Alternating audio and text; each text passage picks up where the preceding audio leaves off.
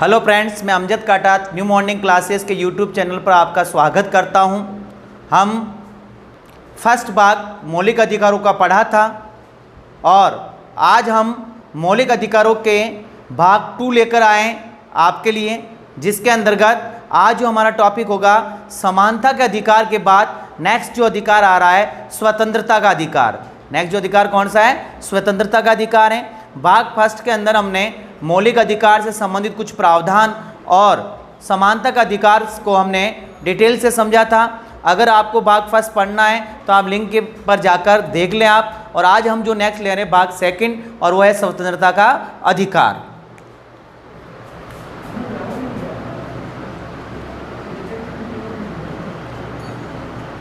स्वतंत्रता का अधिकार हमने पढ़ा था। मौलिक अधिकारों का उल्लेख अनुच्छेद 12 से 35 के मध्य है और भाग 3 के अंदर है। और हमने अमेरिका के संविधान से मौलिक अधिकार भारतीय संविधान में समावेश किए थे।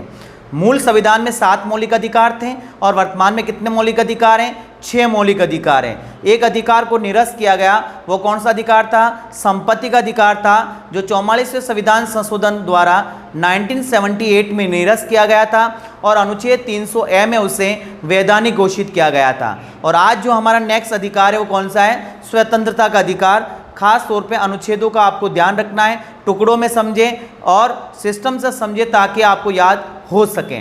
तो स्वतंत्रता का अधिकार का उल्लेख कौन सा अनुच्छेद से कौन सा अनुच्छेद तक है? ध्यान रहे, अनुच्छेद 19 से 22 के मध्य स्वतंत्रता के अधिकार का उल्लेख है। तो ये हमें ध्यान रखना है। अब देखिए आप 19 में क्या, 20 में क्या है, 21 में क्या, 22 में क्या, सभी अनुच्छेद को हमें विस्तार से आना जरूरी है। तो देखिए आप, हम फर्स्ट लेते हैं अनुच्छेद 19।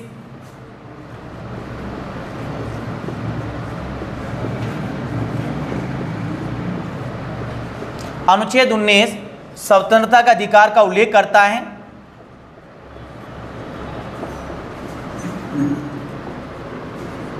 लेकिन ध्यान रहे, अनुच्छेद 19 एक विस्तृत है और अनुच्छेद 19 के अंदर मूल संविधान में 7 स्वतंत्रताएं थी।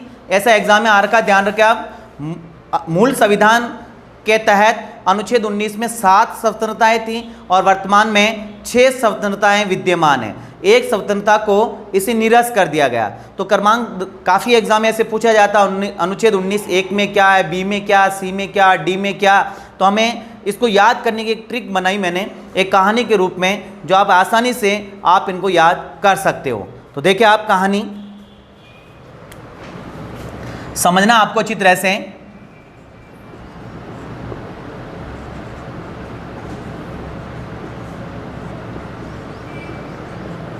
मैं अपने विचार प्रकट करूंगा एक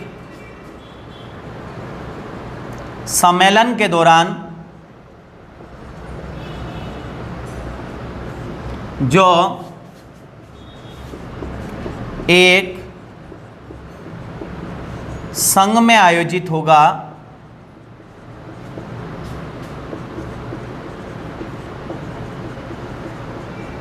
तथा वहाँ से मैं विचरण करने के लिए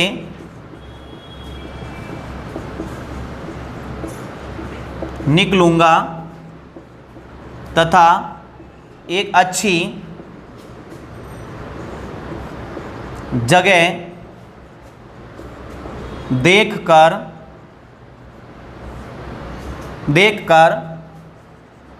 आवास कर लूँगा तथा वहाँ से संपत्ति अर्जन करने के लिए संपत्ति अर्जन करने के लिए व्यापार वृत्ति करूँगा। अब देखो मैंने याद करने के लिए ये ट्रिक बनाई है, जिसके तहत आपको जो मूल संविधान में अनुच्छेद 19 में जो 7 स्वतंत्रताएं दे रखी है उसको एक क्रम से, सिस्टम से आप उसको याद कर सकते हो। तो देखिए आप, मैं अपने विचार प्रकट करूंगा, ठीक है ना। तो विचार यानी विचार अभिव्यक्ति की स्वतंत्रता जो आती है वो कौन सा अनुच्छेद में आती है? अनुच्छेद 19(1) में, ठीक है। फिर वहां से मैं विचार प्रकट करूंगा एक सम्मेलन के दौरान, अर्थात सम्मेलन करना यह भी अनुच्छेद 19(2) का पार्ट है। फिर सम्मेलन के दौरान जो विचार प्रकट करूंगा उसका जो आयोजन होगा एक संघ में होगा, अर्थात आप समूह बना सकते हैं, यूनियन बना सकते हैं देश के अंदर। अनुच्छेद 19(c) में आ गया ये, आयोजित संघ में आयोजित होगा, तथा वहां से मैं विचरण करने के लिए निकलूंगा। विचरण यानी घूमना फिरना, यानी भारत के किसी भी कोने में आप विचरण कर सकते हैं, घूम फिर सकते हैं। ये 4 में आ गया अनुच्छेद 19(4). तथा एक अच्छी जगह देखकर मैं आवास कर लूँगा। जब भारत के हर दिशा में घूमेंगे, जहाँ अच्छा लगेगा, जहाँ उनको अच्छा लगेगा वहाँ पे वो आवास कर सकता है, ज़मीन खरीद सकता है, मकान बना सकता है, और आवास करने की स्वतंत्रता पूरे देश के अंदर आपको विद्यमान है।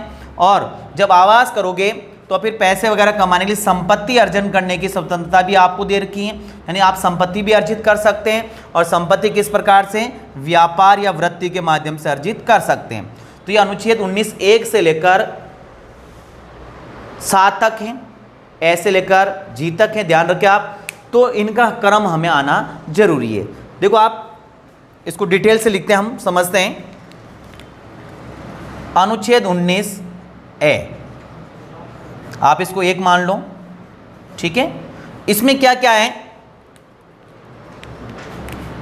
विचार,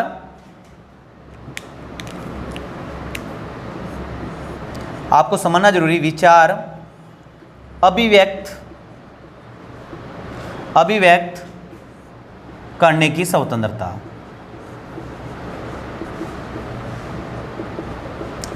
हमारी बात समझ?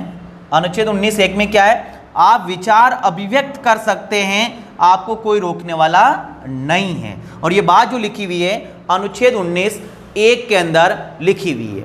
अनुच्छेद 19(1) के अंदर और क्या क्या लिखा हुआ है वो देखिए आप। कुछ सुप्रीम कोर्ट में एक्ट पारित हुए थे, उसके माध्यम से अनुच्छेद 19(1) के अंदर और भी कुछ प्रावधान किए गए। जैसे हम उदाहरण लेते हैं, नंबर 1 का हम उदाहरण लेते हैं, जैसे ब्रजभूषण केस 1950 के अंदर हुआ था। कौन सा केस है? ब्रजभूषण केस 1950 में हुआ था। अरे बात समय, ब्रजभूषण केस 1950 में हुआ था, उसमें प्रेस की स्वतंत्रता को शामिल कर दिया गया। प्रेस की स्वतंत्रता, अरे बात समय, तो प्रेस भी कौन सा भाग हो गया? अनुच्छेद 19(1) का। प्रेस किस में आता है? अनुच्छेद 19(1). और देखिए आप इसके अंदर Tata press act, Tata press act जो 1978 में हुआ। टाटा प्रेस एक्ट कब हुआ? 1978 में हुआ, जिसके अंदर विज्ञापन, जो अपन देखते विज्ञापन का कुछ वर्तमान में ज़्यादा ही प्रसार है, तो उसको भी एक अधिकार के रूप में दे रखा है, इसका ये विद्यमान है। तो विज्ञापन की स्वतंत्रता का मौलिक अधिकार किस में आ रहा? वो भी इसी में आ रहा, अनुच्छेद 19(1) में, विज्ञापन की स्वतंत्रता। भाई एग्जाम में क्वेश्चन ऐसा आ जाता है कि विज्ञापन की स्वतंत्रता का उल्लेख भारतीय संविधान के कौन सा अनुच्छेद में? तो कौन से में आएगा? अनुच्छेद 19(1) में। हम ये सोचते हैं कि विचार अभिव्यक्त करने की स्वतंत्रता की बात ही अनुच्छेद 19(a) में आती है। प्रेस की भी आती है, विज्ञापन की भी आती है। और अगर हम बात करें इसके अंदर तो इलेक्ट्रॉनिक मीडिया, कौन सा? इलेक्ट्रॉनिक मीडिया, जो इलेक्ट्रॉनिक मीडिया है इसकी जो स्वतंत्रता दे रखी है वो भी किस में आती है? अनुच्छेद 19(1) में आती है। इसके लिए एक जैन क्रिकेट एसोसिएशन वाद हुआ था 1993। उसके बाद इलेक्ट्रॉनिक मीडिया को भी अनुच्छेद 19(1) में शामिल कर दिया गया। और देखिए आप फिल्म निर्माण की भी स्वतंत्रता किस में आ रही है? अनुच्छेद 19(a) में ही आ रही है। फिल्म निर्माण की। फिल्म फेस्टिवल कैश एक्ट जो हुआ 2008 में, उसके अंदर फिल्म निर्माण को भी इसमें शामिल कर रखा अनुच्छेद 19(1) में। और अगर हम बात करें जो लेटेस्ट केस थे जिंदल केस, आपने सुना ही होगा एमपी, ये जिंदल केस 2004 में हुआ जिंदल केस, हर बात समय, जिसके तहत ये कर दिया गया कि राष्ट्र ध्वज जो है, कौन सा ध्वज है, राष्ट्र ध्वज, ये हम फहरा सकते हैं। हम एक दफ्तर वगैरह सरकारी वहीं फहरा सकते थे, लेकिन इसके बाद ये अलाउ कर दिया गया सुप्रीम कोर्ट के द्वारा कि राष्ट्र ध्वज को आप कहीं भी फहरा सकते हैं। और जिंदल द्वारा ये अपील की थी सुप्रीम कोर्ट में, और 2004 के बाद सार्वजनिक रूप से आप इसको फहरा सकते हैं। तो ये सब बातें जो आ रही है अनुच्छेद 19(1) में आ रही, विचार अभिव्यक्ति, प्रेस, विज्ञापन की, इलेक्ट्रॉनिक मीडिया की, फिल्म निर्माण की और राष्ट्र ध्वज की। एक और आप साथ जोड़ सकते हैं इसमें, सूचना का अधिकार। आईएमपी ये ध्यान रखें आप, कौन सा है, सूचना का अधिकार। एग्जाम आर का क्वेश्चन ध्यान रखें आप कि सूचना के अधिकार का उल्लेख भारतीय संविधान के कौन सा अनुच्छेद में आता है, तो आपका आंसर क्या होगा, अनुच्छेद 19। और अनुच्छेद 19 में भी ऑप्शन दे रखा है अनुच्छेद 19(a), तो आपका आंसर क्या होगा, अनुच्छेद 19(a). मैंने डिटेल से समझाया, आप इसको ध्यान रखें, ठीक है ना। तो इसमें ध्यान रखें, हो गया कौन कौन सा, विचार अभिव्यक्ति, प्रेस, विज्ञापन, इलेक्ट्रॉनिक मीडिया, फिल्म निर्माण, राष्ट्र ध्वज को फहराना और सूचना का अधिकार, अनुच्छेद 19(1) में आता है।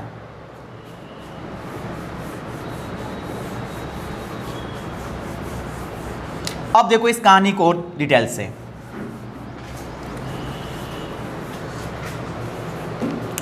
विचार अभिव्यक्ति नंबर 1 पे आ गया, ठीक है ना। अब देखो आप अनुच्छेद 19(b), अनुच्छेद 19(b), इसमें क्या आएगा, सम्मेलन करने की स्वतंत्रता, सम्मेलन करने की स्वतंत्रता।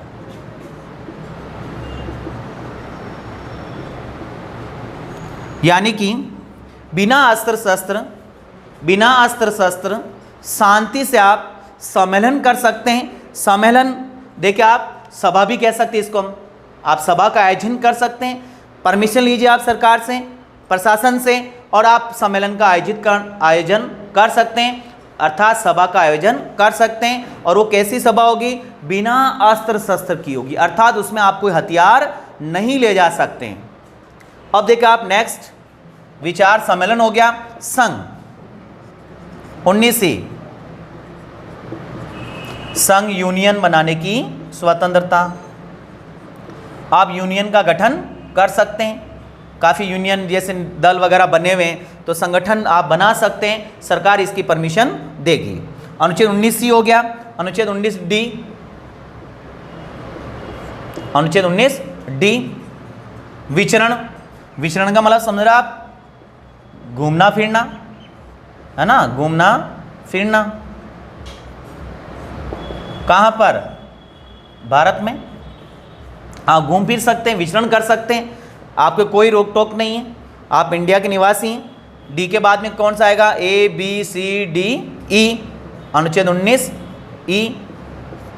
ई के अंदर देखिए आप घूमोगे देश के अंदर, जहाँ आपको अच्छा लगेगा वहाँ आप क्या करोगे, मकान वगैरह बना सकते हो, आवास कर सकते हो, आवास करने की स्वतंत्रता। पहले जम्मू कश्मीर एक अपवाद था, लेकिन वर्तमान में जम्मू कश्मीर अपवाद नहीं है, वहाँ आप आवास कर सकते हैं, आवास करने की स्वतंत्रता। हर बात समय ई हो गया। ई के बाद में क्या आएगा, एफ, अनुच्छेद 19(f), क्या रहा इसमें, संपत्ति अर्जन करने की स्वतंत्रता। इसको आप आईएमपी रखें, इसको आप क्या रखें, आईएमपी रखें। अब क्यों आईएमपी रखें, इसका हमें ध्यान रखना। देखिए आप, संपत्ति अर्जन करने की स्वतंत्रता वर्तमान में क्या हो गई है, निरस्त हो गई है, ये चीज हमें ध्यान रखना है। भारतीय संविधान में 44वां संविधान संशोधन हुआ था 1978 में। 44 संविधान संशोधन कब हुआ, 1978 में, जब मौलिक अधिकारों की श्रेणी में अनुच्छेद 31 जो संपत्ति का अधिकार था उसे निरस्त किया था। उसके साथ साथ भारतीय संविधान के अनुच्छेद 19 में एक स्वतंत्रता थी संपत्ति अर्जन करने की, उसको भी निरस्त कर दिया गया। इस चीज का हमें ध्यान रखना है। सिर्फ अनुच्छेद 31 को ही ध्यान नहीं रखना, संपत्ति का अधिकार को निरस्त किया, साथ में संपत्ति अर्जन करने की स्वतंत्रता भी निरस्त हुई है। इस कारण अनुच्छेद 19 में वर्तमान में कितनी स्वतंत्रताएं आती है? 6 स्वतंत्रताएं आती। इस चीज का हमें ध्यान रखना है। एक और देख लेते हम, नेक्स्ट जी, अनुच्छेद 19 जी वाला क्या होगा? संपत्ति अर्जन करने के लिए क्या करेंगे? व्यापार करेंगे, वृत्ति। तो ये 7 स्वतंत्रताएं थी अनुच्छेद 19 के अंदर, जो मैंने आपको क्रम से समझाया। आप ध्यान रखें, इनमें से कई बड़े बड़े कंपटीशन एग्जाम, छोटे एग्जाम में पूछा हुआ क्वेश्चन है। आप सिस्टम से इसको याद कर सकते हैं। देखिए आप सीधा सा, मैं अपने विचार प्रकट करूंगा एक सम्मेलन के दौरान जो संघ में आयोजित होगा, फिर मैं वहां से घूमने के लिए निकलूंगा, विचरण करने के लिए निकलूंगा और एक अच्छी सी जगह देखकर आवास कर लूंगा और आवास करने के बाद संपत्ति अर्जन करने के लिए मैं व्यापार करूंगा। ये आपके लिए कहानी थी और इसमें 7 स्वतंत्रताएं थी, एक निरस्त हो गई और वर्तमान में कितनी रह गई स्वतंत्रताएं? 6 स्वतंत्रताएं रह गई। ऑफकोर्स बिल्कुल आपके ये समझ में आया होगा। मैंने प्रयास किया आपको समझाने का, आप इसको अच्छी तरह से समझ लें। तो ये हुआ आपके लिए अनुच्छेद 19 कंप्लीट।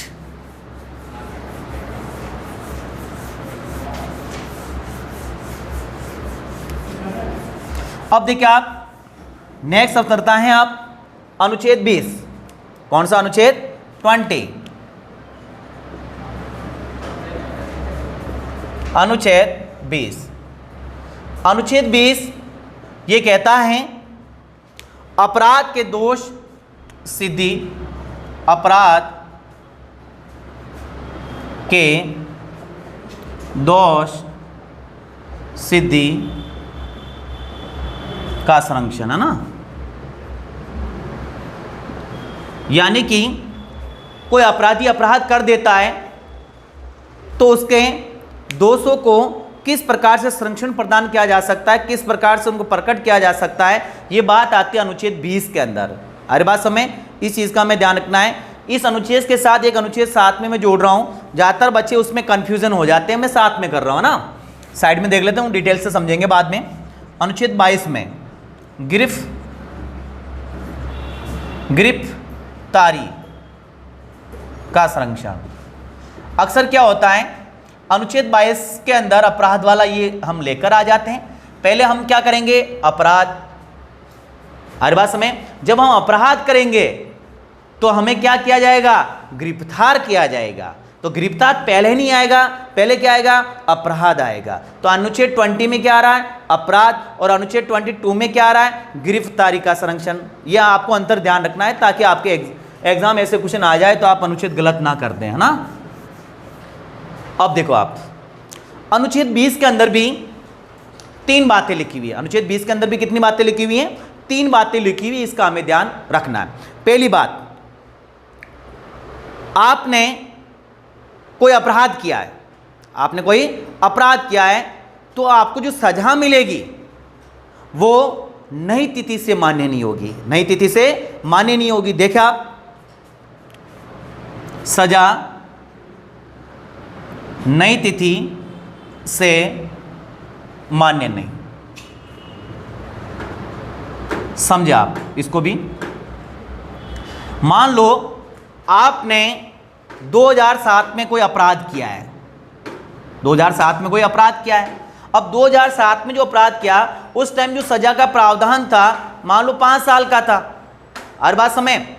और अब 2020 चल रहा है, अब 2020 में मान लो उस सजा को 8 साल कर दिया तो उसे 8 साल की सजा नहीं मिलेगी, उसे कौन सी सजा मिलेगी? जो 2005 में जब अपराध किया उस टाइम की जो सजा उसे मिलेगी। 2007 में जो अपराध किया वो सजा उन्हें मिलेगी। इस चीज का हमें ध्यान रखना। तो पहला क्या हुआ?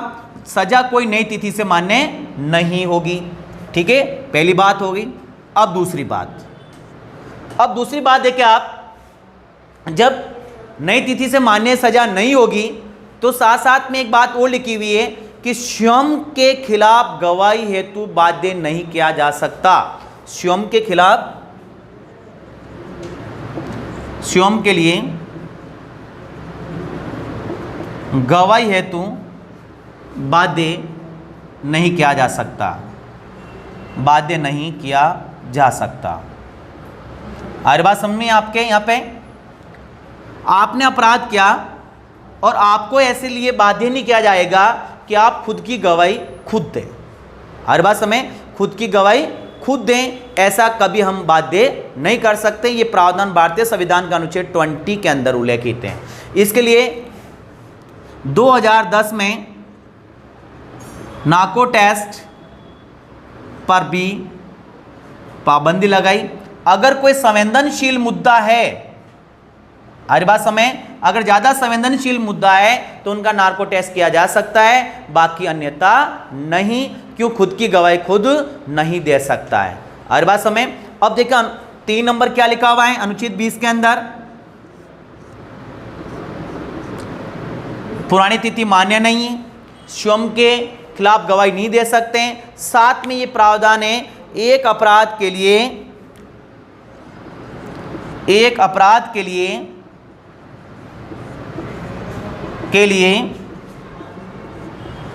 एक ही सजा का प्रावधान, एक ही सजा का प्रावधान। अगर आपने अपराध एक किया है तो एक अपराध के बदले आपको 2 सजा नहीं दी जा सकती है। तो ये 3 बातों का हमें ध्यान रखना है। सजा नई तिथि से मान्य नहीं होगी, स्वयं के खिलाफ गवाही है तो बाध्य नहीं किया जा सकता है, और एक अपराध के लिए एक ही सजा का प्रावधान है, 2 सजा का प्रावधान नहीं है। ये बातें अनुच्छेद 20 के अंदर लिखी हुई है। बिल्कुल समझ में आ गया होगा आपके। अब लेते हैं हम अनुच्छेद 21, अनुच्छेद 21। ध्यान रखें, रटने से याद नहीं होगा, समझने से याद होगा।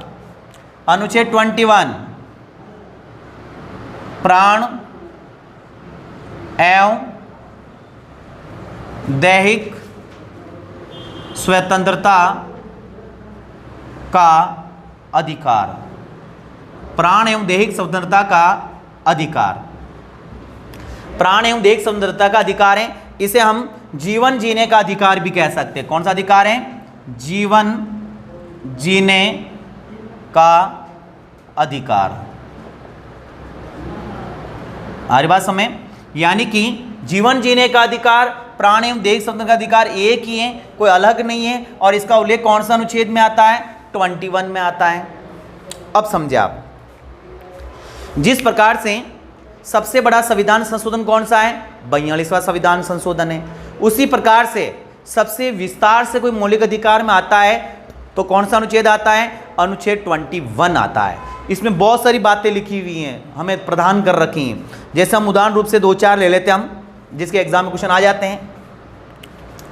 निजता की स्वतंत्रता, निजता हो गई। हर बात में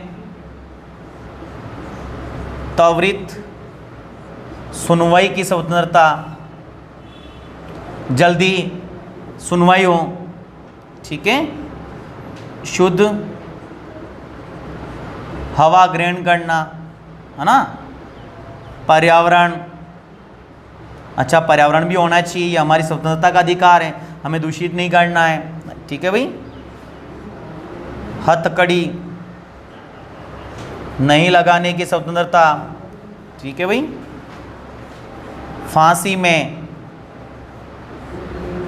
देरी नहीं करना। इस प्रकार से अनुच्छेद 21 के अंदर बहुत सारी स्वतंत्रताएं दे रखी है जिसका हमें ध्यान रखना है, ठीक है ना। फांसी में देरी नहीं कर सकते, हथकड़ी नहीं लगा सकते, पर्यावरण, अच्छा पर्यावरण होना चाहिए, हर बात समय शुद्ध हवा होनी चाहिए, त्वरित सुनवाई होनी चाहिए, और निजता, प्राण एवं दैहिक का हमें ध्यान रखना है, ठीक है भाई। आप इसमें प्रारंभिक शिक्षा भी ले सकते हैं, बाद में जोड़ दिया गया है ये प्रारंभिक शिक्षा। तो ये बातें अनुच्छेद 21 के अंदर उल्लेखित है। अब एक ध्यान रखें, ज्ञानचंद पौरवाद, इसका हमें ध्यान रखना है जो अनुच्छेद 21 से जुड़ा हुआ है। ज्ञान कौरवाद, कौन सा वाद है? ज्ञान कौरवाद।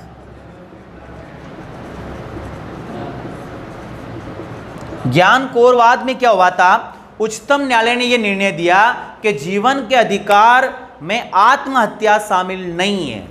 क्या कहा? जो जीवन का जो अधिकार है उसमें क्या है? आत्महत्या शामिल नहीं है। हर बात समझ भाई, आपके दिमाग में ये आता होगा ये प्राण एवं देह स्वतंत्रता है, जीवन जीने का अधिकार है, आनंद से जियो, मरो भी सही उसके अंदर। अरे भाई मरना नहीं है, ईश्वर ने हमें जीवन दिया है तो उसको जियो। और सुप्रीम कोर्ट में ये कहा गया भाई जीवन जीने के अधिकार की श्रेणी में आत्महत्या करना शामिल नहीं है। ऐसा नहीं कि आप आत्महत्या कर रहे हो, आत्महत्या क्या हो गया? आपके लिए एक अपराध हो गया। ठीक है ना? तो ये बातें अनुच्छेद 21 के अंदर है, मैंने विस्तार से आपको समझाई, इसको हमें ध्यान रखना है। इसमें एक अच्छा सा क्वेश्चन बन रहा है एक और, जीवन जीने का अधिकार में से जो नया जोड़ा गया है इसके अंदर शिक्षा से रिलेटिव अनुच्छेद 21A वाला मोस्ट आईएमपी है, बहुत सारे एग्जाम में इसका क्वेश्चन आया है, आप इसको मोस्ट आईएमपी की श्रेणी में रखें। अनुच्छेद 21A में क्या है? 6 से जो 14 वर्ष के बच्चे हैं, कितने साल के? 6 से 14 साल के जो बच्चे हैं, इसको निःशुल्क शिक्षा का प्रावधान, निःशुल्क अनिवार्य ले सकते हैं, अनिवार्य निःशुल्क प्रारंभिक शिक्षा का प्रावधान। अरे बात समझ में आपके? ए जुड़ रहा साथ में, तो ये क्या हुआ? नया जोड़ा गया। ये साथ में जुड़ रहा तो ये क्या हुआ? नया जोड़ा गया। इसका हमें ध्यान रखना है। यानी कि 6 से 14 साल के अगर बच्चे हैं तो उसको निःशुल्क प्रारंभिक शिक्षा मिलेगी, अनिवार्य रूप से आपका कोई चार्ज नहीं लगेगा। अब नया प्रावधान जोड़ा तो संविधान में क्या करना पड़ा भाई? संशोधन करना पड़ा। कौन सा हुआ? 86वां संविधान संशोधन, 86वां संविधान संशोधन कब हुआ? ये सन 2002 में, सन 2002 में। तो सन 2002 में 6 से 14 वर्ष के आयु के बच्चे को निःशुल्क अनिवार्य रूप से जो प्रारंभिक शिक्षा का जो प्रावधान का अधिकार दिया गया वह अनुच्छेद 21A में दिया गया। तो एक तो वह अनुच्छेद 21 और एक क्या हुआ? अनुच्छेद 21A। आया आपके ये समझ में? ठीक है ना? और ज्ञान कोर बात को आपको ध्यान रखना है, आत्महत्या जो करते हैं वो जीवन के अधिकार की श्रेणी में नहीं आता है।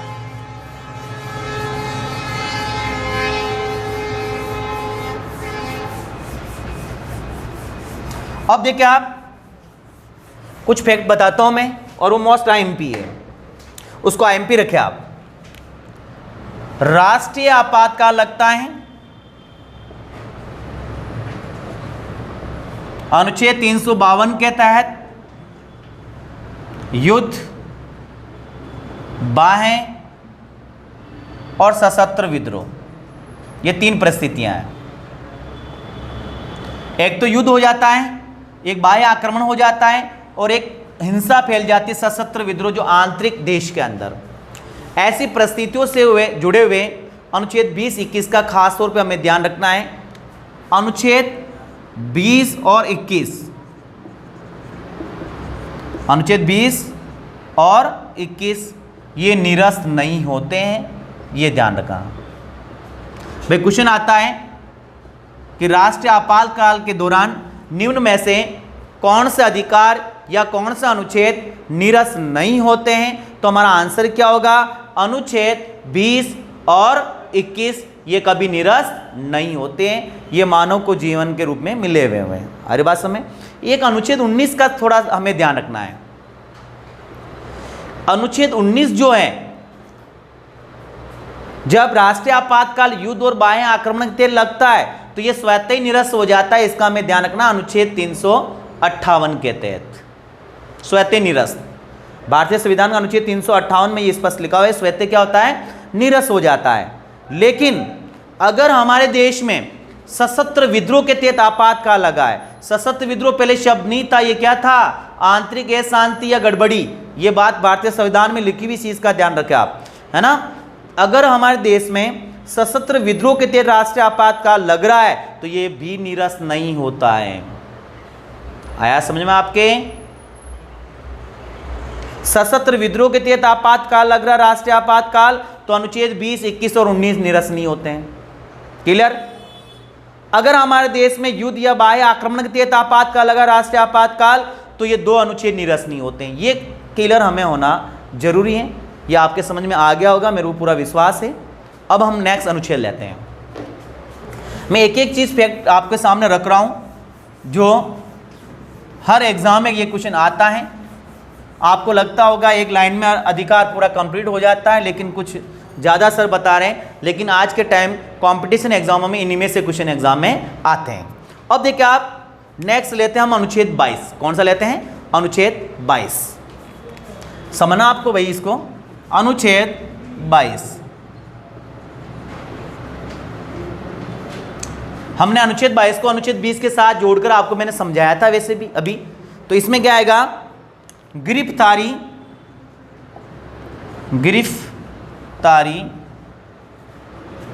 का संरक्षण।